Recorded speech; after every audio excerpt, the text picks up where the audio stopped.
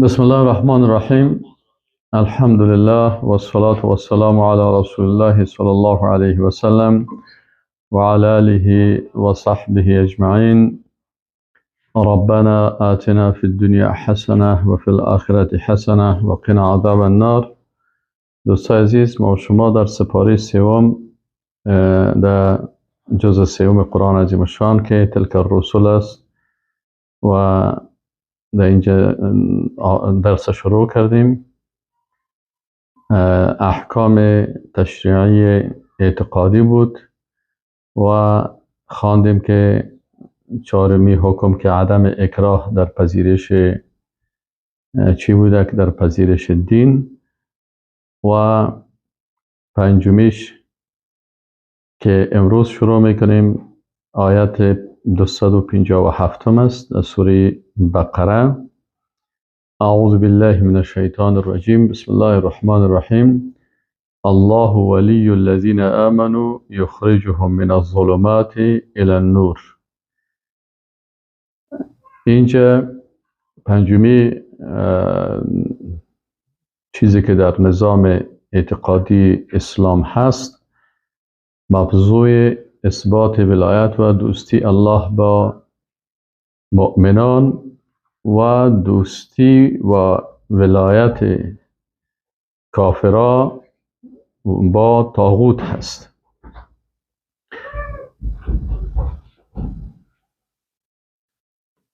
الله ولی الذین آمنوا، الله سبحانه و تعالی ولی و دوست الذین کسان است که آمنوا ایمان آوردند، یخرجهم من الظلمات الی النور، اینا را بیرون میکنه الله متعال از تاریکی های کفر و شرک و بی‌ایمانی به طرف نور.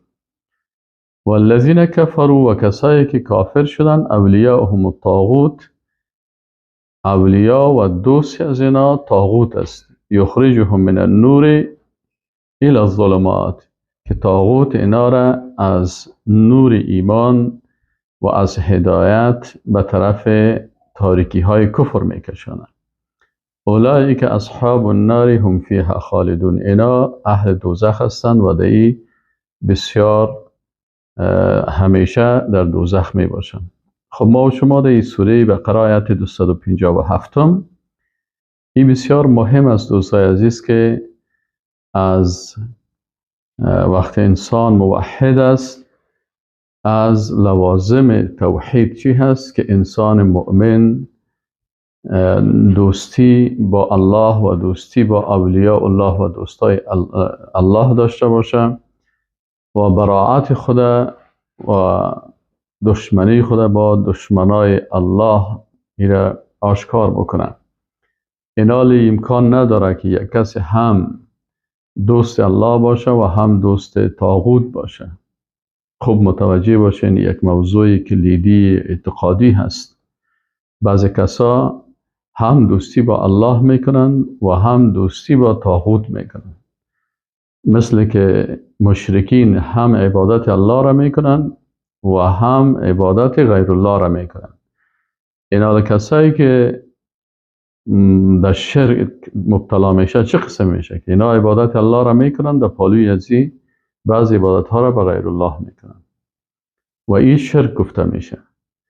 و کسی که هم الله را میخواه و هم با طاغوت ارتباط میداشته باشه، اینا باز هم ایمان از این در خطر است و این در کفر داخل میشه. انسان مؤمن بسیار متوجه باشه چطور میتونه انسان هم دوستی با الله بکنه هم دوستی با دشمن الله بکنه. چطور میتونه انسان این تجزیه نمیشه، مسائل اساسی اعتقادی این تجزیه نمیشه که انسان بگه که خیر است ما 50% یا مثلا 60%، 70%، 80% دوستی با الله میکنم، یک 5%، 10% با غیر الله. الله از 99.99 هم اگر یک قسمت ازی به غیر الله شوه، الله این دوستی و ولایت قبول نمیکنه. چرا؟ به خاطر که طاغوت انسان از نور ایمان میکشه به طرف کفر یا آیت قرآن همی قسم میگه الله ولی الذین آمنوا، الله دوست مؤمنان هست، یخرجهم من الظلمات الى النور. الله چی میکنه؟ یخرجهم، اینا را خارج میکنه. کی خارج میکنه؟ الله. توسط چی؟ توسط پیغمبر، توسط قرآن، توسط سنت، توسط هدایت و راهنمایی بیرون میکنه دوستای خدا از تاریکی های کفر و بیدینی و شرک و ارتداد به طرف نور ایمان. و ظلمات اینجا چی گفته شده؟ جمع گفته شده و نور یک گفته شده مفرد. چرا؟ به خاطر که کفر بسیار اشکال و انواع مختلف داره. کفر سکولاریزم، کفر داروینیزم، کفر سوسیالیزم، کفر کمونیسم، کفر بتپرستی، کفر قبر پرستی، کفر دموکراسی، کفر سیاست های غربی. اینا ظلمات بسیار زیاد است. والذین کفروا اولیاءهم الطاغوت. ببینین طاغوت دوست کافرها هست. الله میگه دوست من نیست. والذین کفروا اولیاءهم، دوستای از اونا باز طاغوت است. و طاغوت گفتیم سه قسم است که انسان باید از سه قسم طاغوت چی باشه؟ کفر خود اعلان بکنه. بار که طاغوت دو میزنه، بندیت میکنه، میکشه، هر چی کرد زورش رسید بکنه. مؤمنین هم در مقابلش جهاد میکنن. لکن در مقابل از طاغوت انسان باید از سه قسم طاغوتی که علامه ابن قیم جوزی گفته است، از این باید انسان چی طاغوت مطاع باشه، یعنی قانونگذارا و تطبیق کننده های قانون انسانی بالای مردم در لباس های مختلف، رئیس جمهور، پادشاه و سردار و رئیس قبیله و به هر لباسی که باشه، و یا هم به لباس پارلمان و کانگرس و مجلس شیوخ و لویه جرگه و نگپا، و یا هم طاغوت مطبوع باشه، علمای سوء احبار و رهبان یهود و نصارا واره که اینا برای طواغیت برنامه ریزی میکنن، بر از اونا فتوا میتن. مفتی هست لباس یک عالم دین. احبار و علمای یهود بودن، راهبان پیرها بودن، کلانا بودن، بزرگایشان بودن. لکن اونا وقتی منحرف شدن، احبار و رهبان، اینا فتوای غلط میدادن و کسایی که از این احبار و رهبان و از علمای درباری و از این مفتی هایی که به نفع طاغوت های دیگه فتوا میتن، اینا هم طاغوت مطبوع گفته میشن. وقتی از اینا متابعت شد، الله متعال گفت اتخذوا احبارهم و رهبانهم ارباب، این رب گرفتن. پس احیا ای طاغوت، البته طاغوت هم باید کافر شوی. تو گفتن نشک ولی عالم است، میره دوست دارم. عالم در اسلام ما رجال الدین نداریم. در اسلام هر کسی که مطابق قرآن و سنت تسلیم بود، آمنا و سلمنا، که گفت این ما قبول داریم.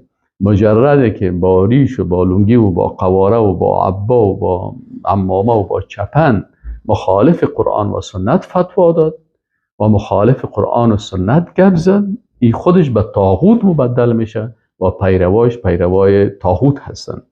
و این مسئله جنگ کفر و ایمان و بدگویی های طاغوتی ها برای مؤمنین و موحدین از حال نیست. از زمان آدم علیه السلام و نوح علیه السلام تا روز قیامت ادامه داره. و سومی قسم طواغیت که به او کافر باید شویم و از او دوری بکنیم، کسایی که خوش هستن صفات الله را یا ادعا بکنن یا اگر دیگه برشان ایرم میگه اینا خاموش باشن. یک تعداد ادعا میکنن، میخواین که خود معبود بسازن، مثلا ساحرا و فالبینا و تاویزگرا، اینا صفات الله را ادعا میکنن، علم غیب ادعا میکنن و پیروای از اینا هم پیروای طاغوت است. و یک تعداد دیگهش میشینن و دیگران میان در مقابل از اینا رکوع سجده میکنن. پس از این هم باید احتیاط انسان بکنن. و کل از اینایی که برای نو طاغوت است، الله میگه اولئک اصحاب النار هم فیها خالدون. الله متعال ما و شما را از آتش دوزخ نگاه بکنه و باز خصوصا آتش دوزخ که میگه خالدون دائمی میباشه. شما یک لحظه مثلا یک پلتو گوگرد بگیرین 1 دقیقه دستان سرش بگیرین. انسان 1 ثانیه نمیتونه که امی گوگرد بگیره و ببینین که انسان در چی حالت قرار میگیره. الله حفظ بکنه. ششمین نقطه اعتقادی در آیت 258 است که گفتگوی ابراهیم علیه السلام با پادشاه کافر در مورد توحید ربوبیت است. الم تر آیا ندیدی الی الذی حاج ابراهیم فی ربه، به او کسی که حجت بیان کرد، دلیل میگه با ابراهیم علیه السلام در مورد پروردگارش، ان آتاه الله الملک، الله برای ملک و پادشاهی داده بود، پادشاه شده بود، الله برش مقرر و مقدر کرده بود، لکن این پادشاه به یک طاغوت مبدل شد و در مقابل کی قرار گرفت؟ ابراهیم علیه السلام. و ابراهیم علیه السلام امرای ازی در مقابلش استاده میشه. از قال ابراهیم، و ابراهیم علیه السلام برای دعوت میکنه و برش میگه که ربی، رب من، پروردگار من، خالق من، الذی، او ذاتی هست که یحیی و یمیت، یحیی زنده میکنه و یمیت و میمیرانه.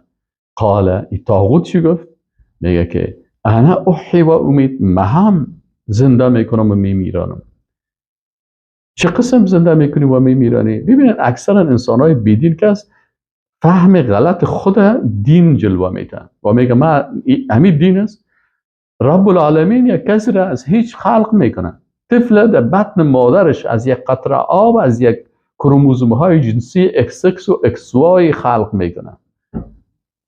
اما این چی میکنه؟ این 2 بندی رو میاره پیش ابراهیم علیه السلام و بر ابراهیم علیه السلام میگه اینا من هم زنده و میمیرانم.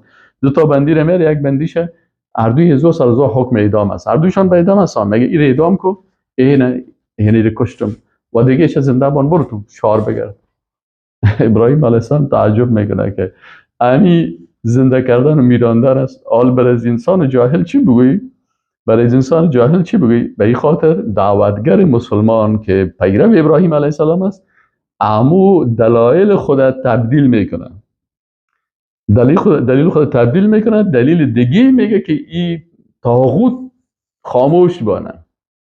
الله مدال میگه قال ابراهیم، خب ابراهیم علیه السلام این کار که کرد، او طرفدارشان چک چک زدن که اینه و دیدی زنده کرد، دیدی که کشت. سبحان الله، الله همی قسم زنده میکنه و میمیرانه. بعد از چی میگه؟ قال انا احیی و امید. قال ابراهیم، میگه ابراهیم علیه السلام گفت فإن الله یأتی بالشمس من المشرق، پس الله سبحانه و تعالی، حالا میای برش دلیل دیگه میگه، الله سبحانه و تعالی میگه ذاتی هست که آفتاب، شمس، آفتاب من المشرق، از مشرق طلوع میکنن، فأتی بها من المغرب، شما خود ادعای ربوبیت میکنین، بفرمایین بیارین از مغرب، از طرف غرب که ما کل ما ببینیم. این خود 2 نفر خود خلاص. فبهت الذی کفر، این انسان کافر که طاغوت چی شد؟ مبهوت ماند، خاموش ماند، نمیتونه، چلش ختم شد. والله لا یهدی القوم الظالمین، الله قوم ظالم هدایت نمیکنه. پس این ربوبیت الله را نشان میده که حکم تکوینی الله در چی؟ حکم تکوینی الله در تمام کائنات. آفتاب از مشرق کی طلوع میده؟ الله. از مغرب کی غروب میده؟ الله. کی آفتاب خلق کرده؟ الله. کی زمین خلق کرده؟ الله. کنترل از اینا رو کی میکنه؟ الله. پس این ربوبیت الله هست که در آیات قرآن انسان مؤمن باید به ربوبیت الله تسلیم باشه. دلیل هفتم عقیده به زنده شدن بعد از مرگ است. حال یک کسی در راه میره، در یک گپ در دلش میگرده، آدم خوب است، در دلش میگرده و این مردم این مشکل دارن. او کالذی مر علی قریه، یا کسی که مرور کرد به قریه و هی خاویه علی عروشها، عروش چطه میگه قریه هم سرچپه، دیوارش کلش چپه شده، قریه ویرانه هست.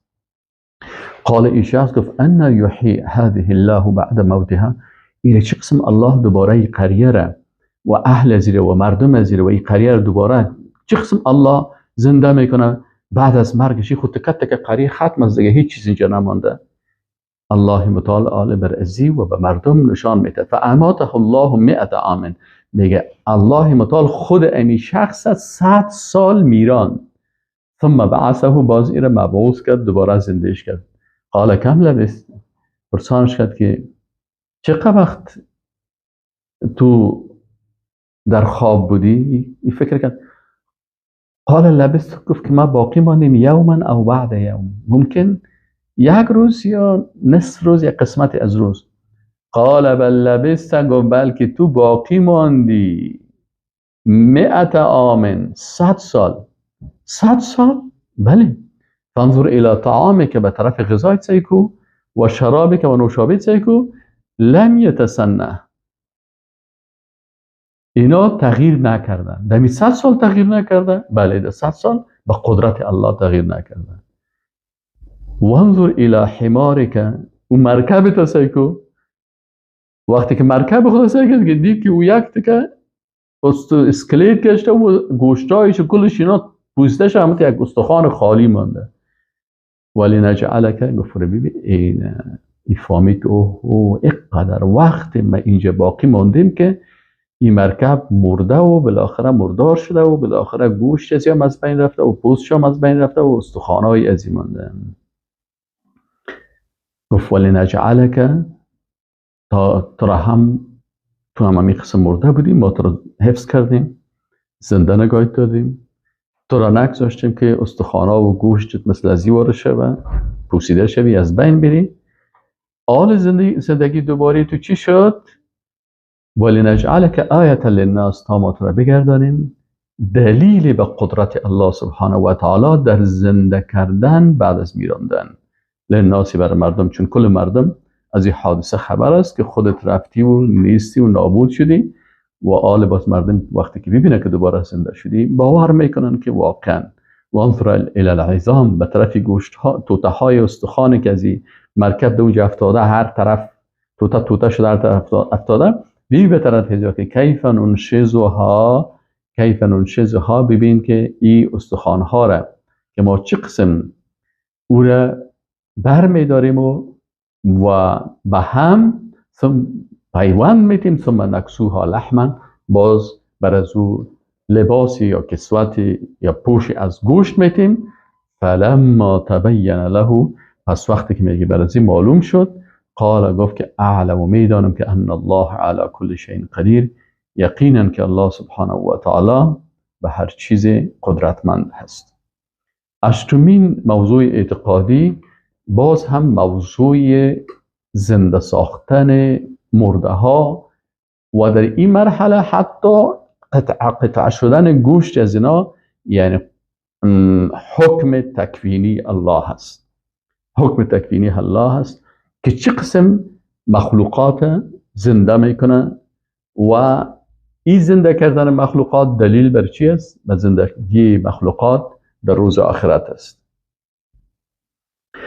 و اذ قال ابراهیم ربی ارینی کیف تحیی الموتى، در اینجا میگه که وقتی ابراهیم علیه السلام گفت که ای رب من، کیف تحیی الموتى، مرده ها را چه قسم زنده میکنی؟ قال الله متعال، گفت اولم تؤمن، آیا ایمان نداری ای ابراهیم؟ قال بله، گفت بله یا پروردگار، ایمان دارم الحمدلله، ولکن لیطمئن قلبی، میخوایم به خاطر اطمینان قلبم ببینم. خب ابراهیم دو خلیل الله هست، دوست الله هست، تقاضا میکنه از دوست خود ایمان داره، عقیده داره، خالق متعال میشناسه، ولی یک تقاضا میکنه الله متعال برش مثالش بیان میکنه. قال برش الله متعال میگه که فخذ 4 من الطیر، پس یک 4 دانه چیز بگی، پرنده را بگی، پرنده های مختلف، فصرهن الیک، پس امی پرنده ها را چی کن؟ چند پرنده را وقتی که گرفتی، اینا را با خود عادت بده، و اینا را خب اینا را با خود عادت بده، و اینا را ذبح بکو، و اینا را قطعه بکو، و اینا را کوفته بکو. ثم اجعل على كل جبل منهن جزءا، با همین 4 پرنده که 4 قسم هستن، یا را بگی وقتی که خوب کوفتهشان کردی با هم گهد شدن. ببینید قدرت، یعنی حکم تکوینی الله، یکی حکم تکوینی الله هست و یکی حکم تشریعی الله هست. حکم تکوینی الله که در کائنات است، در مخلوقات است، در آسمان ها، در زمین، در خلقت ما و شما من بینیم، این قسم است حکم تکوینی الله هست. ما دستای این قسم خلق شده حکم تکوینی الله هست. و ای که ما و شما نماز میخوانیم و روزه میگیریم و نظام های الهی رو تطبیق میکنیم، این حکم تشریعی الله هست. حالا الله سبحانه و تعالی حکم تکوینی خود بر کائنات و مخلوقات در ابراهیم علیه السلام نشان میده. میگه وقتی که کوفته کردی، بان در چندین کو توته های از یارم، ثم دعاهن بازینا را صدا بکن یأتینک سعیا، که هر کدام از این به پیش تو اما تو به بسیار سرعت به طرف تو میایه. و علم و بدان ان الله عزیز الحکیم، یقینا که الله ذات با عزت غالب هست و بسیار حاکم با حکمت است. یعنی حکم از او هست و بسیار با حکمت او است. حکم تکوینی یعنی هم حکم تکوینی مربوط الله هست و هم حکم تشریعی هست. با اردوی ازی باید انسان عقیده داشته باشه. نومین نقطه که هسته بعد ازی نوبت به چی میه؟ احکام تشریعی مالی و اقتصادی میه. احکام تشریعی مالی و اقتصادی در آیات قرآن بسیار زیاد است و اینجا مثال هایش میه، باز دیگه جاهای قرآن هم میه. اینال کسانی که این نظام مالی و اقتصادی اسلامی را میفهمند و نظام اقتصادی اسلام امی هست که اساسات اقتصادی اسلام در حلال، حرام، جایز، ناجایز، خوب، زشت، اما بعضی موضوعات مخصوص اقتصاد که بر انسان ها گذاشته هست که وسایل اقتصادی و مثلا ترتیب و تنظیم مسائل اقتصادی هست، او مربوط به علم و مربوط به اختیار انسان ها که برشان الله داده است. لکن مسائل قوانین که باید مثلا در چی احکام مراعات شود، خصوصا مسائل حلال و حرام و جایز و ناجایز، مثلا در نظام اقتصادی اسلام وقتی شراب حرام است، بنابراین ما از نگاه اقتصادی نمیتونیم فابریکه شراب سازی داشته باشیم. وقتی که زنا حرام است، اگر یک کس طاغوت نیست، مسلمان هست و رهبر یک مملکت است و ادعای اسلام میکنه، باز او زنا را بند میکنه. اما اگر این انسان به عوض حکم الله میخواد زنا را ترویج میده و اجازه میده، این خود از این به طاغوت مبدل شد. چرا عوض شریعت الله قانون دیگی را آورد که در او قانون زنا اجازه هست، شراب اجازه هست. و بسیاری وقتا بسیاری کسا به می شکل از دایره ایمان خارج میشن و چون علمیت و دانش نیست نمیفهمن، به این خاطر و تواقیت درباری باز برشان فتوا میدن. از این خاطر او خوشحال است من بسیار انسان مؤمن و دیندار هستم و در حالی که قانون را توشیح کرده و قانون تطبیق میشه به نام سیاحت که در او زنا هست، 5 استار زنا هست، در او شراب هست، در او قمار هست، همه ای کارا هست، ولی این شخص خودش امیره به عوض شریعت الهی را تطبیق میکنه، قانون سیکولر را تطبیق میکنه، ولی متاسفانه خود از به یک طاغوت مبدل شده. طاغوت هست لکن تواقیت این طاغوت مطاع هست، تواقیت مطبوع باز برش فتوا میتن و میگن که شما چی هستین؟ شما خوب دیندار هستین، خوب رهبر ما هستین و هیچ مشکل نداره. مشکل داره از یک آیت قرآن تغییر دادن و حکم میشه. یک وقت یک کسی برای من این مسئله رو پرسان کرد که خب یک نفر میخواد که از نگاه اقتصادی به خاطر منفعت مملکتش سالانه مثلا 1 میلیارد دلار از طریق سیاحت، یعنی 50,000 دختر به زنا در هتل‌های 5 استار هستن و مثلا قمار هست، از طریق قمار، از طریق زنا و از طریق شرابی که در مملکت از این فروخته میشه و تولید میشه، این میتونه بسیار از اقتصادش مملکتش خوب است. حالا وقتی که این نفر کرده خب به خاطر منفعت مردم خود کرده، فقط این چیزها را اجازه داده و چطور کرده. این حالا من برش گفتم خب تغییر داد نداد؟ ولی تغییر داد. قانون دیگر آورد ضد شریعت را میگن نه. پس این چی شد؟ فقط پروا. حالا خوی جوان است، برای جوان ها قناعت دادن مستقیم نمیشه، خصوصا کسی بسیار در قلب خود دوست داشته باشه. باز من برش گفتم خب بیایید خودت روزه اگر در زمستان باشه خوب نیست، در زمستان باشه مریضا هم گرفته میتونن، حتی مریضا و معسلین و شاگردای مکتب رخصت می باشن. امیر روزه را از ماه رمضان خود تبدیل کو، بیا امیر در بگویم که در زمستان باشه. ایواز ماه رمضان امیر روزه میگیریم، یک ماه مثلا فقط در زمستان میگیریم، در گرمی نمیگیریم. این نظرت چطور است؟ او گفت اگه کارا بکنیم ما تو کافر میشیم. چرا؟ خب به منفعت مردم کار کردیم، کلگی روزه گرفته بتانه به منفعت مریضا شد. نه، گفت ما این کار کردن نمیتونیم. چرا؟ حکم الله هست که روزه در کجا گرفته شود؟ روزه در ماه مبارک رمضان گرفته شود. ما گفتم بله، حکم الله این هست که در یک مملکتی که مسلمان ها هستن اونجا قانون شراب نباشه و کسی که قانون شراب در اونجا میاره به این مثل ازی است که روزه را از اون ما این قسم است. بله، حکم الله اینمی قسم است. وقتی که تو رمضان تغییر دادن نمیتونی، تو حکم شراب هم تغییر دادن نمیتونی، حکم زنا را هم تغییر دادن نمیتونی که بگیری به خاطر منفعت مردم، منفعت مملکت زنا در اینجا باشه. پس این هم به یک طاغوت مبدل میشه و از دایره ایمان خارج میشه. گفال فهمیدیم، سرم خلاص شد. اگر بسیار با قار آمده بود، چون مرا یک ذره احترام داشت، محترمانه پرسان کرد، من هم برش محترمانه پاسخش برش گفتم.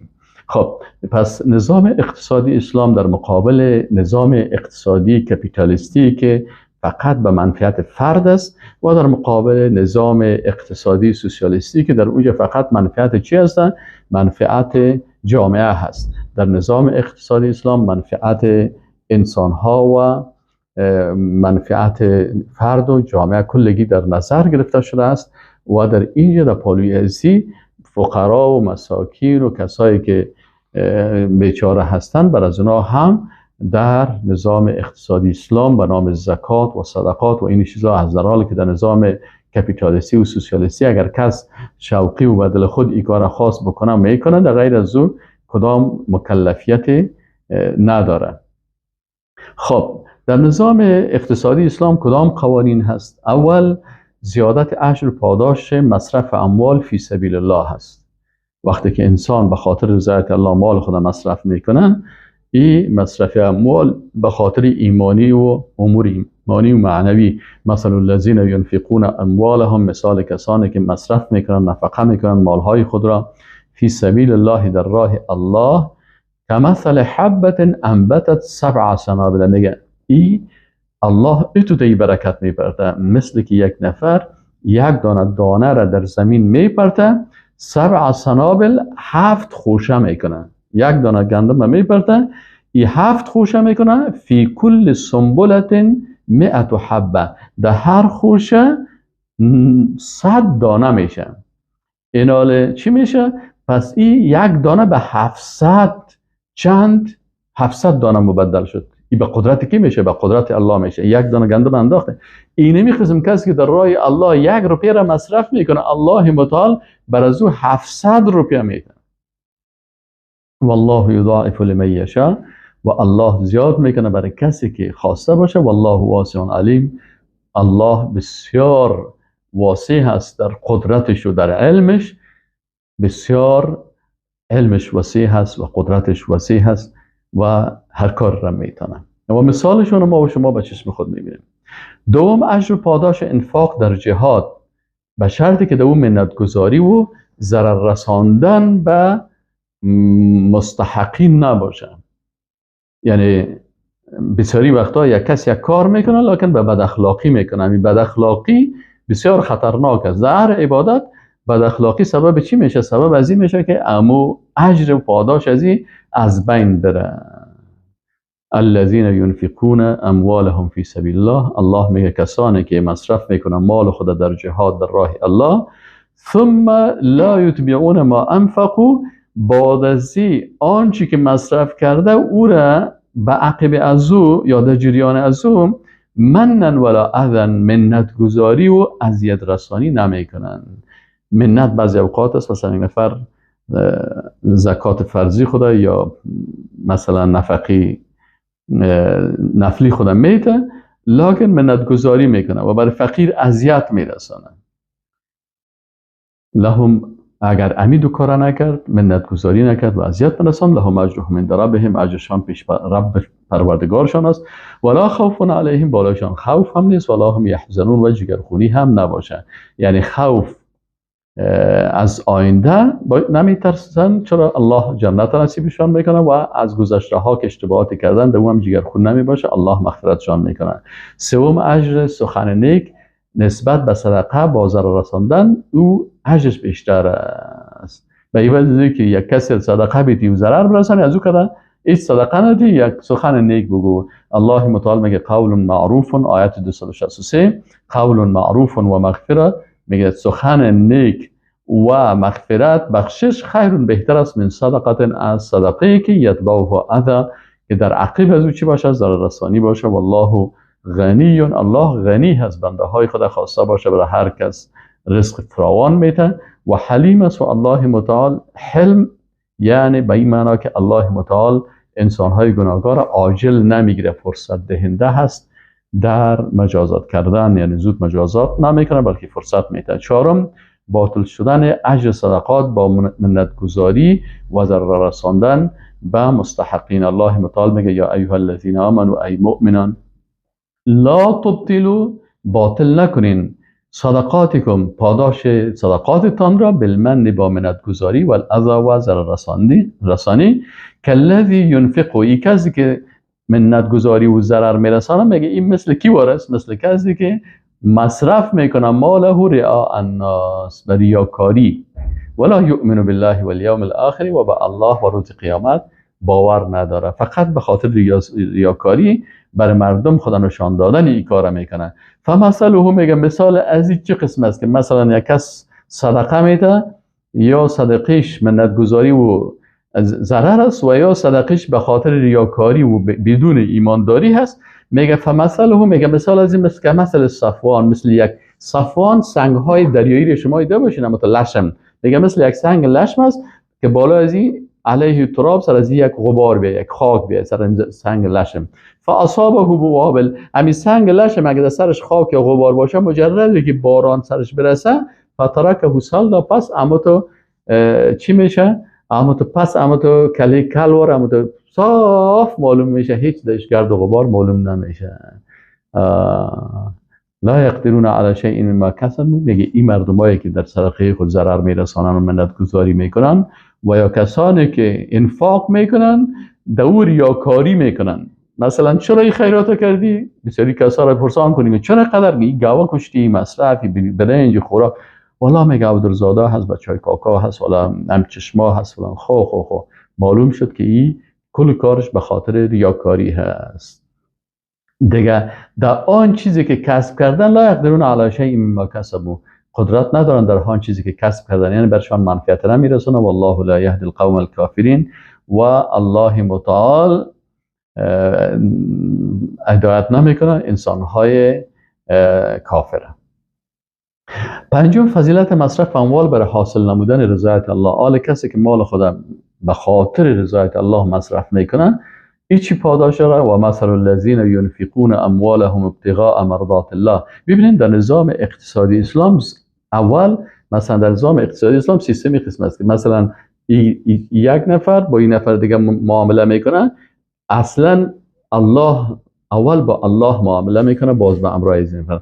پس الله متعال باید انسان اول الله را در نظر خود داشته باشه در سیستم اقتصادی اسلامی. و مثل الذین، و مثال کسانی که ینفقون اموالهم، نفقه میکنن مالهایشان را، ابتغاء مرضات الله، به هدف، ابتغاء چی معنی؟ بغیه هدف میگن، یعنی به هدف رضایت الله، و تثبیتا من انفسهم، به خاطر چی؟ به خاطر استوار کردن نفس خود.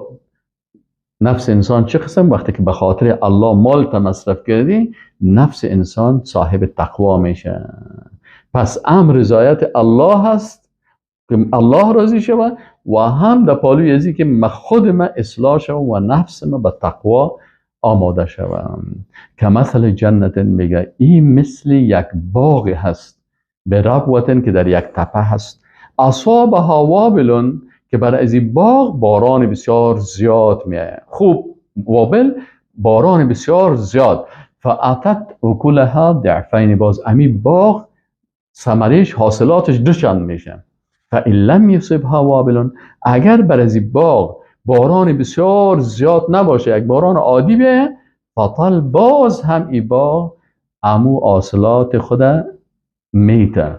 والله بما تعملون خبیر، الله متعال با آنچه که عمل میکنین با خبر است. ششم، انفاق منافقان ظاهرش زیبا هست مثل یک باغ با میوه و بسیار جالب است، لکن نهایتش چی است؟ بربادی و هلاکت است. الله متعال میگه ایود و احدکم، آیا آرزو میکنه یکی از شما ان تکون له جنتون، میگه فکر کنید یکی از شما آرزو میکنه که یک باغ داشته باشه، من نخیل از خرما و اعناب بن از انگور، تجری من تحت الانهار، زیر از این باغ دیگه هم خوب جوی ها روان باشه، له فیها من کل الثمرات، هر قسم میوه ها داره، سیب و ناک و انگور و شفتالو که داخل شوی تمام میوه. و اصابه الکبر، خود می شخص باغدار که است این خودش پیر شده دیگه، وله ذریه ضعفا، میگه طفلای اولادای ضعیف داره، کوچک و نابالغ. فاصابها اعصار، میگه برای عظمی باغ چی میگه؟ اعصار در زبان عربی طوفان میگن، یک طوفان میگه که فیه نار، طوفانی که در او آتش است. فاحترقت، امی باغ مکمل چی میشه؟ این حریق میگیره، آتش میگیره. کذالک، این چه قسم از این نفر باز سهل میکنه که باغش در گرفت و اولادایش هم خرد و کوچک. حالی چی کنه؟ میگه اینمی قسم که این پشیمان هست و حالتش در اول بسیار خوبش بود و مزدار بود و باغ بسیار زیبا بود، اینمی قسم کذالک یبین الله، این میگه الله آیات خود لعلکم تتفکرون، که شما در او فکر بکنین. یعنی اینمی قسم که حالت ازی بود، اینمی قسم حالت کی است؟ حالت کسای هست که اینا با منافقت کار میکنن و با منافقت مال خودم مصرف میکنن. اما حکم مالای شایسته چی هست؟ اینال انسان وقتی شما زکات میتین، الله متعال میگه درست است شما زکات میتین، فکرتان باشه بعضی اوقات سعی کنی تکه فروش ها که زکات میتن باز میدن اما تکه ها رو تلپت میگن. من یک وقت دکان تکه فروشی داشتم، باز همین سر تکه فروش ها رو میفهمیدم، او که تکای تلپت باشه که او رو کس نمیخره، مثلا یک سال دو سال سرش چیر شوه، باز کل از او رو میکشن در چی میاره میتن او رو در زکات بکش حساب کن. آیی درست است. یا کسایی که مالدار و گوسفند هستن چی میکنن؟ امو گوسفندهای ضعیف و بزای لاغرش کس ایره باز میگه ایره تیر کد از زکات. الله متعال میگه امرای الله غلطی نکنین. یا ایها الذین آمنوا، آیت 267، یا ایها الذین آمنوا، ای مؤمنان، انفقوا، نفقه بکنین، من طیبات، از چیزهای پاک خوب، ما کسبتم، آنچه که کسب کردین، و مما اخرجنا لکم من الارض، و آن چیزی که از میوه ها و حاصلاتی که از زمین گرفتین، ولا تیمم الخبیث، تیمم چی را میگن؟ قصد کردن میگن، در لغت اینجا به معنای قصد کردن است. میگه ولا تیمموا، و تیمم یعنی قصد خبیث نکنین. خبیث چی را میگن؟ مال بی ارزش، منه تنفقون، که از مال بی ارزش شما نفقه میکنین. ولستم بآخذیه، اگر کسی امی مال برای خودتان بده باز نمیگیرین. میگه نه مال خود من نمیگیرم، من گوسفند چی کنم؟ میخوام استخوانایش معلوم میشه، این تکرم چی کنم؟ این فلانی رو چی کنم؟ الا ان تغمضوا فیه، مگر اینکه چشم پوشیده او بکنین. پس وقتی که خودتان نمیگیرین برای الله و در راه الله، حق الله را چرا درست نمیتین؟ و علموا، بدانید که ان الله غنی حمید، بدانید که یقینا که الله بسیار غنی هست و حمد کرده شده هست، غنی هست به صدقات و زکات و چیزای شما محتاج نیست. این فقط امتحان است بالای شما.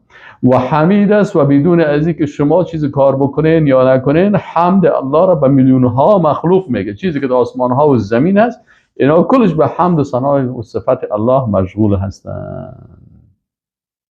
هشتم، دسیسه دشمن خطرناک یعنی شیطان. الله متعال میگه شیطان بسیار دشمن است، برنامه هایش بفهمین و از سو او را رد کنین از شیطان. و وقتی که شما صدقه میکنین، مال زکاتتان میکشین، برای دین خدمت میکنین، در جهاد فی سبیل الله مصرف و انفاق میکنین، الشیطان یعیدکم الفقر.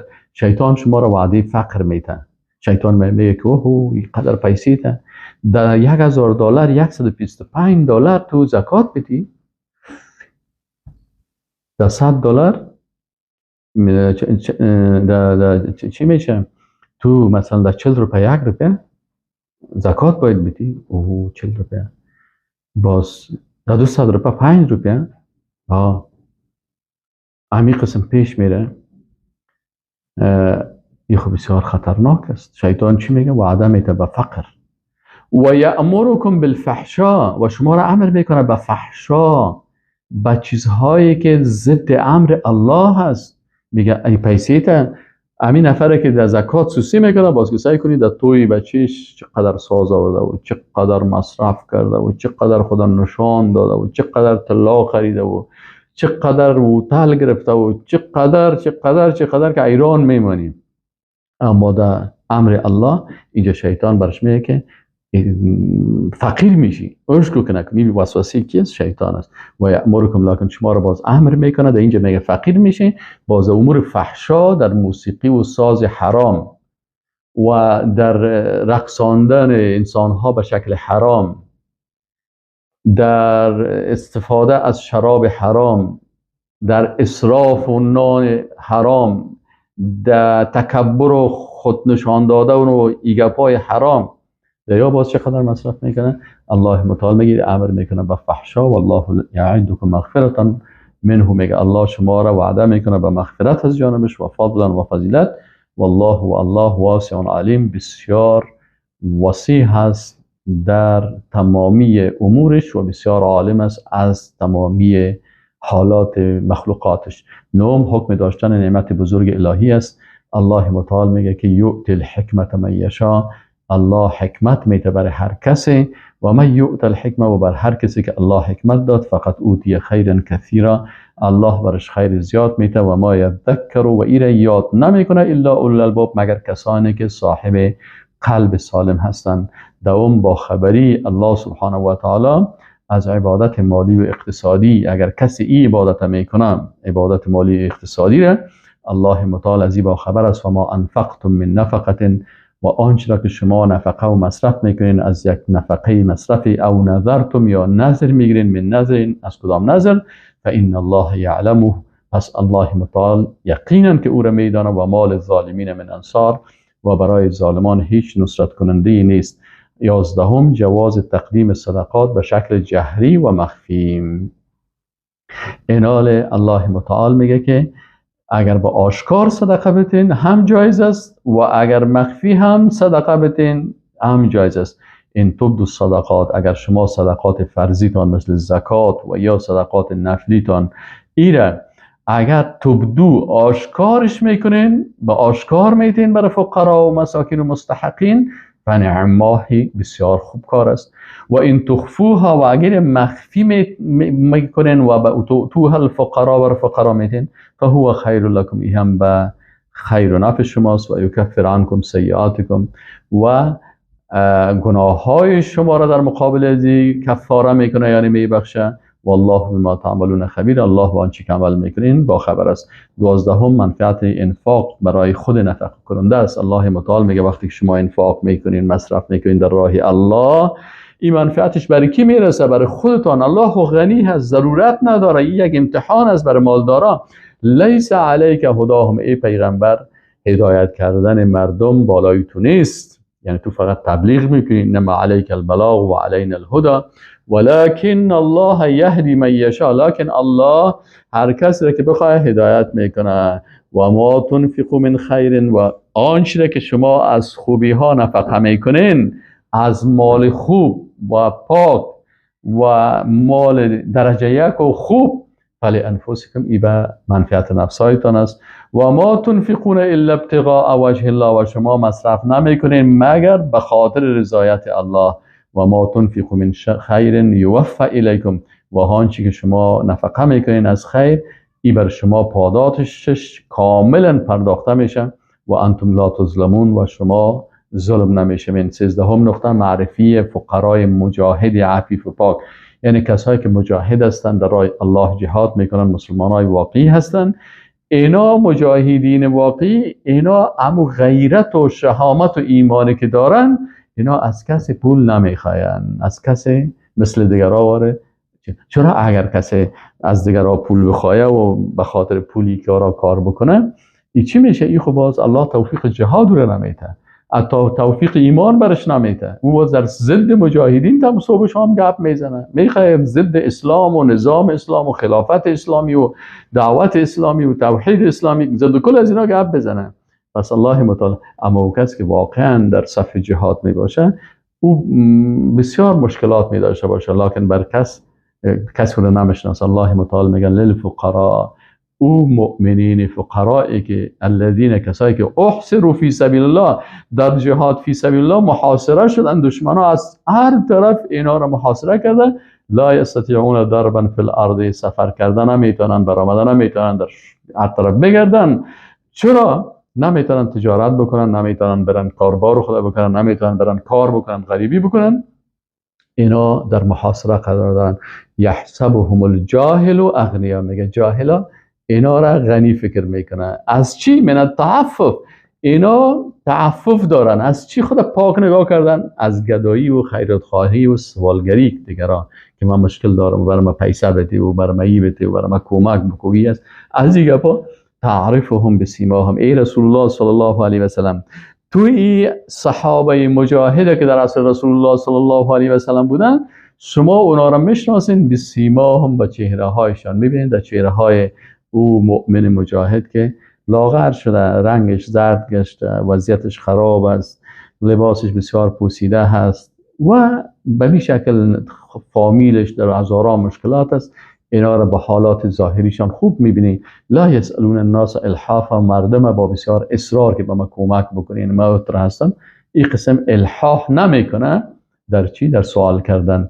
و ما تنفقوا من خیر، اگر آنچه را که شما انفاق میکنین بالای از این مجاهدین و بر از اینا کمک میکنین، فان الله، یقینا که الله بهی بهان، علیم، بسیار آگاه است. 14 نقطه، اجر پاداش نفقه به شکل آشکار و پنهانی. الذین ینفقون اموالهم، کسانی که نفقه میکنن مالهای خود را باللیل، در شب، و نهاری، و در روز، سرا، به شکل سری مخفی، و علانیتا، به شکل علنی آشکار، فلهم اجرهم، بس است بر از اینا اجرش عند ربهم، بر از پروردگارش، ولا خوف علیهم، ولا از اینا خوف نیست از آینده. چرا در آینده الله متعال برشان اجر نصیب میکنه. ولا هم یحزنون، اینا میگه از گذشته خود هم جگرخون نباشند، الله گناهایشان میبخشند. 15 حکم سود خوردن و رد دلایل سودخوران. اینجا الله متعال میگه که نظام کپیتالیستی، نظام اقتصادی کپیتالیستی اساسش سود است. امریکا، فرانسه، اروپا، اینا رو ببینید، بانک‌هایشان، اقتصادشان اساسش سود است. مالدار سود، پیسه خود را میته برای سود، مردم میره از بانک پیسه میگیرن و باز این قرار خودش دیگه تو خواز خانه خود از پیسه سود از دیگه تو سود آمده میره و سود آمده میره. سود حرام است، اقتصاد سودی حرام است. گذاشتن مال در بانک سودی حرام است، ولو که شما از او فایده هم نگیرید. به خاطر چی؟ به خاطر همکاری کردن در حرام خودش مالتان مردار میکنن. الذین، الله متعال میگه الذین، کسانی که یاکلون الربا، سود میخورن، لا یقومون، در روز قیامت از قبرهای خود، از جاهای خود بر نمیخیزن، الا کما یقوم الذی یتخبط الشیطان. میگه او تو میخیزن از قبر، اما تو دیوانگی داشت میباشه، مثل که یک کس را جن زده باشه. یتخبط الشیطان من المس، یگان طرح که جن میگیره اما تو لچکک میکنه و میلرزه و کله خودم پایش دستاش داد. میگه این سودخور در روز قیامت با اینم تو حالت لرزان و ترسان و سختی و دیوانگی و اعصاب خرابی، چرا که عذاب الله در قبر چقدر لط خورده. سودخور از این خاطر در روز قیامت که میخیزم میگه لطای قبر خو خوردم، حالا باش که در این روز قیامت سرمش چی هست.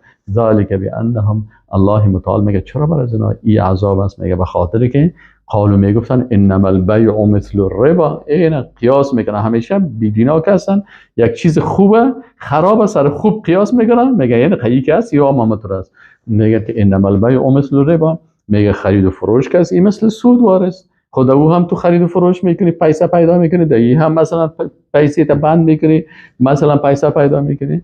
در حالی که الله میگه و احل الله البیع، این قسم نیست. الله خرید و فروش بیع حلال کردن به خاطر که دو زحمت تکلیف است. و حرم الربا، و سود حرام کردن. بناهن به سر یک سود چندین نفر سرش لعنت میشه. مثلا در یک بانک سودخوری رئیس بانکش در لعنت است، مراجعینش در لعنت است، کسایی که در اینجا پیسه خود میمونن در لعنت است، کسایی که مامورینشان در لعنت است، کامپیوتر کارش در لعنت است، مشاورش در لعنت است، حتی پیاده دان دروازهش هم در لعنت الله گرفتار میشه. کلش نمی عذاب داخل هستن. حتی کسایی که کار میکنن، کامپیوتر کار هستن در بانک های سودی، اینا کلشان در لعنت الهی داخل هستن. الله متعال حلال کرده بیع را و حرم الربا و حرام کرده سود را. فمن جاءه موعظه من ربه، برای هر کسی که موعظه بیای از جانب پروردگارش، برای هر کسی که موعظه بیای از جانب پروردگارش، فمن جاءه، برای هر کسی که بیای موعظه چی را میگه؟ یعنی حکم، شریعت بیای از جانب پروردگارش. اینجا شریعت است به شکل وعظ، ارشاد گفته میشه. فانتها، بازی از این سودخوری خود چی کرد؟ دست کشید، ختم کرد. فله ما سلف، این در وقت نزول آیت قرآن بود که برای از اینا الله متعال گفت که شما که در سابق سود خوردین از حکم برتان نامده بود. فله ما سلف، پس بر از او هست گذشتهش، یعنی گذشتهش الله باز میبخشه. و امره الی الله، او باز مثلا فله، پس بر از او، بعض علما میگن فله ما سلف، پس بر از او هست سرمایه اصلیش، میتونه سرمایه اصلی خود از دیگران بگیره اما سود نگیره. و امره الی الله، و امورش به الله تعلق داره که الله همراهش چه قسم معامله میکنه. و من عاد، اما اگر کسی باز برگشت، تا دیروز خود حکم نامده بود، حالا حکم آمد و حکم هم دید و فهمید که اینی سود است، من در بانک سودی کار میکنم حرام است، دینی باز آمد خود دینی سود داخل کرده. برو پشت دیگه پا نگرده، برای خودش خود مفتی ساخت. برو یک مفتیگه که پیدا کو، یک کس رو پیدا کو که $200 برش بتیم، بازو برای ما یک فتواگه کم تو نرم بته. این عادت بسیاری وقتا چی بوده؟ یک وقت مردم که در پیش امریکایی هم میرفتن کار میکنن، باز میگفتن پیش فلانی استاد و پیش فلانی نری، پیش اون و فلانی برو، او بسیار در فتوای خود نرمک است. باز اون از اون فتوا بگی برو که امریکایی ها کار کو برده، خبر نداشت که با فتوای ازی خود در کفر انداختن. و من عاده، و کسی که خود دوباره اعاده کرد، یعنی دوباره برگشت به می سودخوری، فاولایی که اصحاب نار، این سودخورها چی هستن؟ صاحبان دوزخ هستن، هم فیها خالدون، اینا بر همیشه نمیشه. این نظام اقتصادی اسلام است که در نظام اقتصادی اسلام سود نیست. سودخوری، شرکت های سودخوری، بانک های سودی یا کاملا باید نباشن. رزاق الله هست، از طریق دیگه میتونی که تجارت بکنی از کارهای خوبتر و از این طریق مثلا جامعه اقتصادش برپا شوند. 16 نابودی اموال ربوی و سودی و برکت صدقات. الله متعال میگه که یمحق الله الربا، الله متعال چی میکنه؟ نابود میکنه سوده. و یربی الصدقات، و صدقه ها را چی میکنه الله متعال؟ این برکتش زیاد میکنه. والله لا یحب، الله دوست نداره کل کفار، هر کفران کننده که در مالی که الله برش داده این کفران نعمت میکنه و این در سود استخدام میکنه. اثیم، بسیار گناهگار. عبدهم، پاداش عبادت های قلبی، مالی و بدنی. پاداش اگر کسی عبادت قلبی و مالی و بدنی میکنه، ان الذين آمنوا، یقینا کسانی که ایمان آوردن، و عملوا الصالحات، و اعمال صالحه میکنن، و اقاموا الصلاه، اقامه نماز کردن، یعنی عبادت های بدنی رو خوب انجام دادن، و آتوا الزکات، و زکات دادن، یعنی عبادت های مالی رو خوب انجام دادن. لهم اجرهم عند ربهم، پاداش از آنها پیش ربشان است. ولا خوف علیهم، و ترس نیست بالایشان. ولا هم یحزنون، و اینا جگرخون نشن. حکم به ترک سودخوری. الله متعال میگه که یا ایها الذین آمنوا، ای مؤمنان. صحابه وقتی که میشنیدن که الله برشان خطاب میکنه که ای مؤمنان، 100% گوش خود میگه که الله بر من مستقیما. چرا وقتی که الله بر کل خطاب میکنه میگه یا ایها الناس، اما وقتی که میگه که یا ایها الذین آمنو، به بنده های مؤمن خود خطاب میکنه. این خطاب برای ما و شما مؤمنین است. میگه اتقوا الله، ای مؤمنان، ایمان که دارین از الله بترسین و ذروا و ترک بکنین ما بقی من الربا، هر چیزی که از سود باقی مانده، این کنتم مؤمنین، اگر واقعا شما مؤمن هستین. و نتایج ترک نکردن سود چی است؟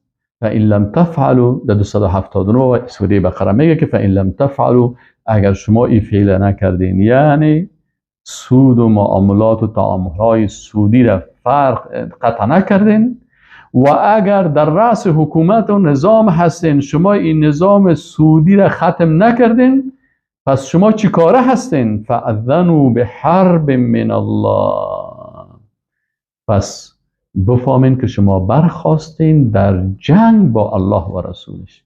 سودخور با الله در جنگ است، با رسولش در جنگ است. و این توبتم، و اگر شما سودخورا توبه کردین، فلکم، پس بر شما هست رؤوس اموالکم، اما اصل سرمایتان. رأس المال در زبان عربی سرمایه را میگه. رأس المال چی را میگه؟ سرمایه را میگه. و نظام کپیتالیستی در عربی رأسمالیه میگن. رأسمالیه چی معنی رأسمالیه؟ یا نظام سرمایه داری.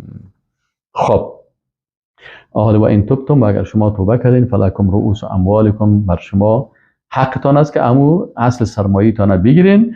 لا تظلمون، نه شما ظلم بکنین، ولا تظلمون، و نه هم بالای شما ظلم کرده شود. 20 نقطه قانون اقتصادی و مالی اسلام چی است؟ فرصت دادن به قرضدارا هست. شما آل کسایی که از پیشتان قرضدار است، برای اونا چی بدین؟ و این کان ذو عسرة، اگر امی قرضدار، کسی که شما برش پول دادین ذو عسره هست، یعنی مشکلات دارن، ناتوان است از ادای قرض. ذو عسره کی نمیگن؟ یعنی کسی که از ادای قرض ناتوان است. الله متعال میگه فنظرة الی میسره، پس برای او فرصت و مهلت بدین. تا چه وقت؟ تا میسره، تا که این امکانات پرداخت زیر داشته باشن. و ان تصدقوا، و اگر شما امیر صدقه کنین برای زمین کسی که بیچاره ناتوان است، خیر لکم، بهتر از برای شما، این کنتم تعلمون، اگر شما میدانین. دیگه الله متعال میگه که در تعاملات اقتصادی و مالی از الله ترس داشته باشین. و تقوا، بترسین، یوما، از روزی که ترجعون فیه الی الله، که به الله رجوع میکنین. ثم توفا کل نفس ما کسبت، باز توفا چی مان میشه؟ یعنی کامل داده میشه برای هر نفس ما آنچه که کسبت انجام داده هست. فمن یعمل مثقال ذره خیرا یره و من یعمل مثقال ذره شرا یره و هم لا یظلمون، و بالای از اینا ظلم نمیشه. یکی از آیاتی که بسیار آیات بزرگی که در قرآن است، آیات مالی و اقتصادی هست. بعضی بیدینا، ملحدین، مشرکین، جمهوریت خواه، دموکرات ها، اینا چی میگن؟ که در اسلام سیستم مالی و اقتصادی نیست. اینا برش میگیم که شما لطفاً، ما عادت دارم دشنام نمیتم، میگم برشان شما لطفاً بگیرین ای آیات قرآن بخوانین. اعوذ بالله من الشیطان الرجیم. سعی کنین، چه آیات طویل است. در آیت 285 یعنی 285 این آیت چی هست؟ آیت است که درباره قرض و نوشتن یا ثبت و راجستر قرض است، قرض دادن، راجستر کردن قرض، شهادت دادن در قرض، این کل مسائل است. سعی کنین اسلام چقدر دین کامل است. قرض چه قسم میدی، چه قسمی را ثبت و راجستر میکنی، چه قسمی را نوشته میکنی، چه قسم بالای شاهد داده میشه، کل احکام از بیان میکنن. یا ایها الذین آمنوا، ای مؤمنان، اذا تداینتم، وقتی که قرض دادین، بدین کدام قرض، الی اجل مسمى، تا یک مدت معلوم دار، فاکتبوه، باز او را شما نوشته بکنین. ولیکتب بینکم کاتب بالعدل، و باید نوشته بکنه در بین شما امیر یک نویسنده با عدالت، که خوب خطش درست باشه، و یعنی کسی که ثبت میکنه، راجستر میکنه، این باید عادل باشه. ولا یأبى کاتب ان یکتب کما علمه الله، میگه وقتی از یک کس خواسته شود که امی نامه ما میخوایم معامله قرضی بکنیم، امیر شما نوشته بکنین، این نویسنده باید ابا نکنه، ابا نورزه که من نوشته نمیکنم. اما قسمی که الله ورزی تعلیم داده باید نوشته بکنه. فلیکتب باید ایره نوشته بکنه. بسیاری کسا وقتی که قرض میگیره برش بگی نوشته که قار میشه. این حکم الله است، خفه نشین به خاطر که در آینده جنجال پیدا نمیشه. فلیکتب پس باید نوشته بکنه. خب آلکیر املا بگویه، خب بخو نویسنده خودش خزل خودش نکرده نمیتونه، میگه والیملل الذی علیه الحق. املا را کی بگویه؟ امو کسی که بالایش حق است او برش بگویه که من اینمی قرض عزیره در فلان تاریخ در کدام فلان منطقه در فلانی وقت کلش قید میکنه. خب ای باید بگویه که باز در آینده که اگر او از پیشش خواسته میشه بگویه این برادر این چیز. ولیتق الله، و از الله بترسه که ربش پروردگارش است. ولا یبخس منه شیئا، از او هیچ چیزی را کم نکنه. یعنی نویسنده او چیزی که برش املا گفته شده امور کامل نوشته بکنه، در او از دل خود تغییرات نبیاره. فان کان الذی علیه الحق، اگر میگه کسی که بالایش حق است و سفیهن، او به عقل است، سفیه هست یعنی او قدر مغزش در مسائل مالی و اقتصادی کار نمیکنه. او ضعیفا، یا ضعیف است، این مسائل درست فهمیده نمیتونه. او لا یستطیع ان یمل، یا ان یمل، این که نمیتونه که یمل املا بگویه. هو خودش همین شخص یا سفیه است یا ضعیف است یا املا گفتن نمیتونه. فلیملل ولیه بالعدل، املا بگویه ولیش عادلانه. و استشهدوا شهیدین، و 2 نفر شاهد هم وقتی که نوشته میکردین 2 شاهد بگین من رجالکم، از مردهایتان. فان لم یکونا رجلین، اگر 2 مرد نبودن در مسائل مالی و اقتصادی، 2 مرد یافت نشد، فرجل و امرأتان، 2 مرد بگیر، 1 مرد بگیر، 2 خانمه، ممن ترضون من الشهداء، از آن کسایی که به شهادت راضی میشین. خب چرا 2 تا خانم؟ میگه به خاطر ازی که خانم ها بعضی اوقات مثلا بعضی مریضی های ماهوار دیگه مریضی ها برشان پیدا میشه، بعضی اوقات فراموشی می داشته باشن. ان تضل احداهما، اگر یک از اینا، یعنی به خاطر ازی که این خانم در مشکلات شهادت در محکمه کش نشه و جنجال و بازو بگه یادم رفته و این مسئله به یادم نیست فلانه، اینا میگه ان تضل احداهما، اگر فراموش کرد یکیشان، فتذکر احداهما الاخرى، و دومیش برای زیاد میده که خواهر ما خودت همونجا که شاهدی دادیم بله این گپا به یاد ما هست. این اصل در اینجا خبر اینجا هست. ولا یأبى الشهداء اذا ما دعوا، و ابا نورزن شاهدا از آنچه که طلب میشن. خب در مسئله خانم ها بعضی حالات است، مثلا شهادت خانم ها از مردا که بیشتر است، تنهایی نیست، این خود در مسئله مالی و اقتصادی که در قرض است این یک مسئله خاص است، لکن در بعضی حالات است که مثلا شهادت زن است شهادت مرد کرده بلندتر است. مثلا در مسائل که مربوط به خانم ها میشه، مسئله حمل است و مریضی هست و حیض است و نفاس است و امور خاص خانم ها است، اینجا شهادت زن قبول میشه، شهادت مرد این گپ نمیفهمه. در بعضی حالات است که هیچ شهادت خانم ها قبول نمیشه، چون در یک جای بلند است، کلش انسان حالات مختلف خود داره نظر به حکمت الله سبحانه و تعالی. مثلا در بعضی حالات است که مثلا در مسائل قتل، در مسائل زنا خانم ها میگه شما شهادت ندین. حالا مثلا یک کس زنا میکنه، یک خانم با عزت و با عفت میتونه به طرف از اون نظر بکنه، باز به بر مردم پیش قاضی شهادت بده که قاضی صاحب این مرد خود میره بر از اون میگه که من این زناکار دیدم، حتی ما امور دقیق همونجا بیان میکنه. این خانم با عفت گفته میتونه در اینجا به خاطر عفتش از این بخش شدن. یا در مسائل قتل، وقتی که یک جای قتل میشه مرد میره اونجا سل میکنه، این خانم آیا این توانایی داره که اون یک کسی را که مثلا کشتن و دستش قطع کردن و بینیش مثلا بریدن این بره در این مسئله برشان معافیت است. به خاطر چی؟ به خاطر از اینکه الله متعال توانایی هر کس را میفهمه و مطابق توانایی از او به حکمت خود قانونش برش گفته هست. این حال سر از اینکه اعتراض میکنه انسان بیدینه که رحمت الله و محبت الله را به خواهرای دیندار ما نمیفهمه و باز برشان بگه این والا این نمی آیت میره بگه اینی چیز، این نخیر. اگر تو عقیده می داشتی هیچ وقت سر حکم الله اعتراض نمی کردی و وقتی که الله یک حکم میکنه الله رحمان الرحیم است. خانم هم بنده الله هست، مرد هم بنده الله هست، به منفعت کدامش خوبتر است امور میگذارم.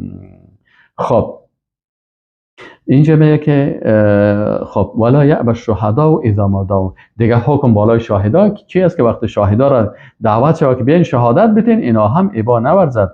ولا تسأموا، و خسته نشین، ان تکتبوه که نوشته بکنین، صغیرا اگر قرضهای کوچک باشه او کبیرن یا قرض کلان باشه الی اجله تا مدتش، ذالک مقصد عند الله، پیش الله بسیار عادلانه هست و اقوام و بسیار خوب است. للشهادت، برای شهادت دادن، و ادنا الله ترتابو، یعنی ادناترین منفعتش چی است که شما در واپس گرفتن قرض و در این مسائل در شک نمیفتین.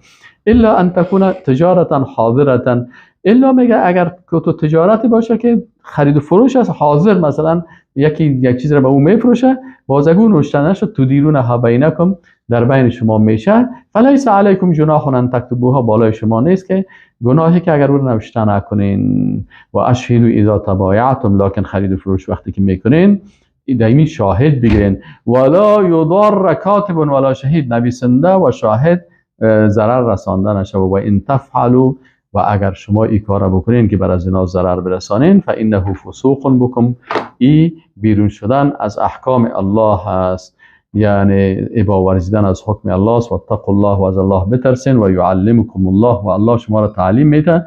والله بكل شیء علیم، الله به هر چیز آگاه است. 23ام حکم که است حکم گروی و شهادت در آن است. گروی چی است؟ گروی شرعی، در شریعت گروی هست. جغجغتان کلش اینجا چی میکنه؟ گروی و شهادت به او چطور است که مثلا انسان گروی میکنه؟ در مسائل گروی اصلی در شریعتی است که انسان مسلمان در یک وقت ضرورت میشه، یک چیزی را میخواه از پیش کس قرض میگیره و اون نفر بالایش اعتماد نمیکنه، میگه که یک مالت پیش من امانت بگذار. این مال ازیر پیشش امانت میگذاره، وقتی که مال امانت گذاشت و حق نداره که از این مال استفاده بکنه. این بسیار موضوع تفصیلی هست، با علما درباره از این صحبت کردن. و اگر از این منفعت میگیره، منفعت گرفتن نیست، فقط در یک حالت است که همون چیزی که پیش شما گرو مانده شده اگر او مصرف داره، مثلا گرو یک مال خدا گذاشته، یک گاو گذاشته، اینا گاو خود کا میخوره، بازدهی حکمش علیحده است. اما اگر یک کس موتر خدا گذاشته، خانه خدا گذاشته، به شکل امانت است، از او استفاده کردن و بر از او چل ساختن که باز مثلا کرای 20,000 ش مثلا یک 500 کرام برش میگنه، این کلش چالبازی و فریبکاری هست، این اجازه نیست. خب و این کنتم علی سفر، و اگر شما در سفر بودین ولم تجدوا کاتبا، و کاتبم نیافتین، فرهان مقبوده، باز آل به خاطر ازی که پولتان دوباره برتان، مثلا شخص میگه برای من قرض بده، این حال شما کاتب و نیست کسی نوشته بکنه، این حال شما بگیری خیلی یک مالت برای من امانت بده، همین کامپیوترت پیش من امانت باشم، از او استفاده نمی کنم، هر وقتی که پیسه ما آوردی من کامپیوتر برتون میتم.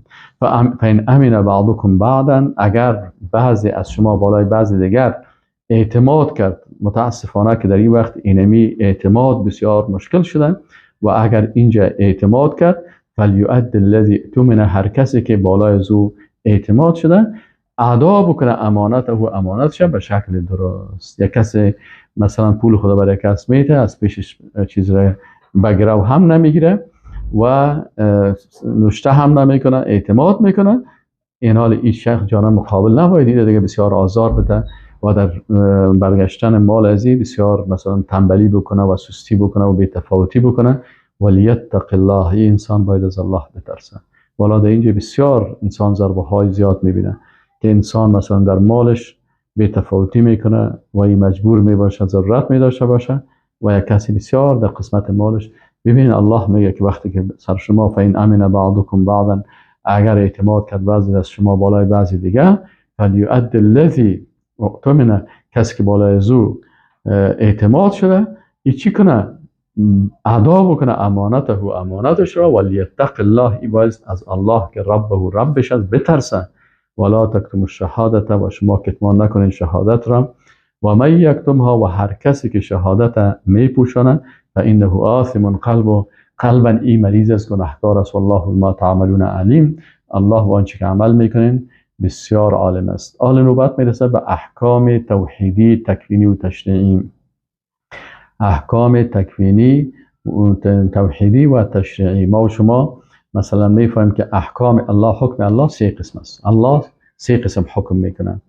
یکی حکم تکوینی هست، یکی حکم تشریعی هست، و یکی حکم جزایی هست.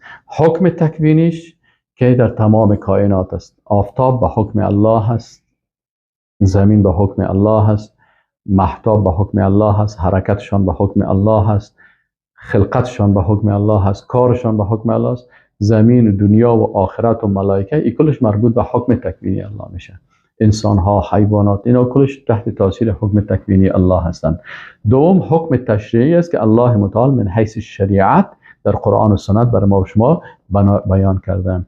و سوم حکم جزایی الله هست که الله مثلا در روز آخرت کی جزا میده و چی پاداش میده، اینه هست.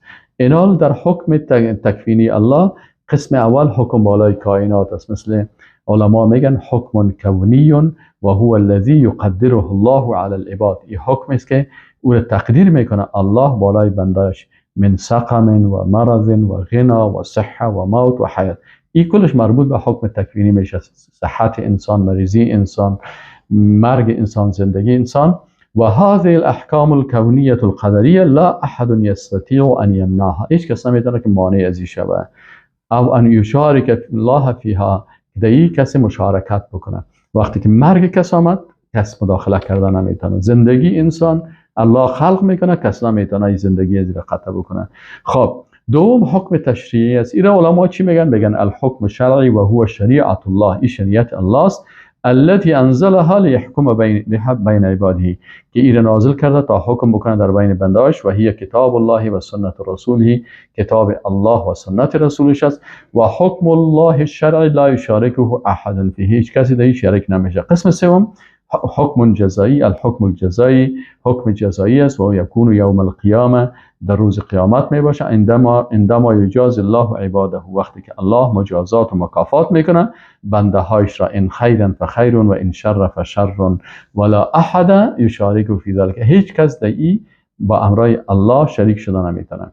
خب آیاتی که اینجا میگه الله حاکمیت تکوینی خود الله متعال بیان میکنه. لله ما فی السماوات و ما فی الارض.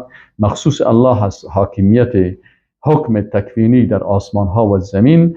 و این تبدو ما فی انفسکم، اگر شما آشکار کنین آنچه در نفسایتان است، او تخفوه، یا شما ایره مخفی داشته باشین، یحاسبکم به الله، الله شما را در این محاسبه میکنه. فیغفر، پس میبخشه، لمن یشاء، و هر کسی را بخواه، و یعذب، و عذاب میکنه، من یشاء، هر کسی را بخواه. والله علی کل شیء قدیر، الله بر هر چیز قدرتمند است. دوم ارکان ایمان و شنیدن و اطاعت از آن. آمن الرسول، اینجا بیان میکنه که آمن الرسول و احکام تشریعی است. الله متعال میگه آمن الرسول بما انزل الیه من ربه والمؤمنون. ایمان آورده است رسول صلی الله علیه و سلم به آنچه که نازل شده به او من ربه، از جانب پروردگارش. والمؤمنون، و مؤمنان کل آمن بالله، تمامی اینا ایمان دارند به الله و ملائکته، و ملائکه الله، و کتبه، و به کتابهای الله، و رسوله، و به رسولان الله. لا نفرق بین احد من رسوله، ما تفرقه نمیکنیم در بین هیچ یکی از پیغمبرایش. و قالوا، و میگن سمعنا و اطعنا، ما شنیدیم و اطاعت کردیم. یعنی مسلمان و مؤمن موحد سمعنا، شنیدیم، و اطعنا، و اطاعت کردیم. غفرانک ربنا، یا الله از تو مغفرت میخوایم، و الیک المصیر، به طرف تو بازگشت است. در آیت 286 آخری آیت سوره بقره الحمدلله رسیدیم. در اینجا الله متعال برای ما و شما دیگه مکلفیت به اندازه توانایی و تعلیم دعا برای موحدین است. الله متعال میگه که لا یکلف الله نفسا الا وسعها، الله مکلف نمیسازه یک نفس، یک شخصی را، الا وسعها، مگر به اندازه تواناییش. لها ما کسبت، بر از این شخص است آنچه را از نیکی ها و خوبی ها را خودش انجام داده. و علیها، و بالایش است ما آنچه اکتسبت، که با بسیار زحمت کشی به گناه ها خود مبتلا کرده. ما کسبت آسان است، روزه آسان است، مفت روزه میگیریم. نماز آسان است، مفت وضو میکنیم، مفت نماز میخوانیم، مسجد ها مفت است، نماز ها کلش آسان است. اما گناه ها اگر کس زنا میکنه باید چقدر مصرف بکنه، شراب چقدر مصرف بکنه. و علیها، بالای عزیز مکتسبت، آنچه که ای از گناه ها را اختیار میکنه. آل این دعا رو بر ما و شما یاد میده. یک وقت من در زندان بودم، در زندان تواغیت، الله متعال ذلیل بسازشان و انتقام از پیششان بگیره، هم در دنیا و هم در آخرت. بسیار در حالت خراب قرار داشتیم. وقتی آیت قرآن خواندم که الله متعال بر ما این دعا را تعلیم میداد، اقدر متاثر شدم که الله چه ذات مهربان است، برای ما چه قسم دعا را تعلیم میده. میگه بندیم این قسم دعا بگو ربنا ای پروردگار ما، لا تؤاخذنا، ما را مؤاخذه نکو، ان نسینا او اخطانا، اگر ما فراموش کردیم و خطا کردیم. یعنی الله میفهمه که ما بنده هستیم، عاجز هستیم، از پیش ما غلطی میشه، از پیش ما فراموشی میشه، اشتباه میکنیم، غلطی میکنیم. این حال الله متعال میگه که دعا کو که پروردگار ما را مؤاخذه نکو به اشتباهاتم. یا الله ماه مبارک رمضان است، تو ما را با گناه های ما مؤاخذه نکو، ما را مغفرت بکن. ربنا ولا تحمل علينا اصرا كما حملته على الذين من قبلنا. یا الله چقدر الله مهربان است.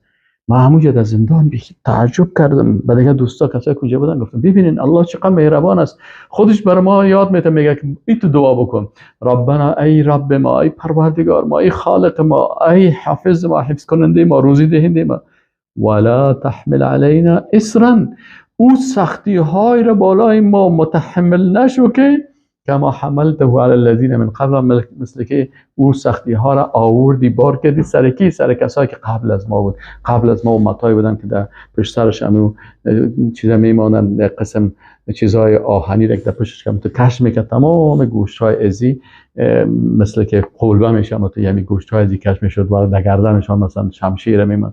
یا الله این چیزهایی را، سختی‌ها را که سر از اونا متحمل شدن، او سختی‌ها را سر ما علی الذین من قبلنا، قبل از ما بودن.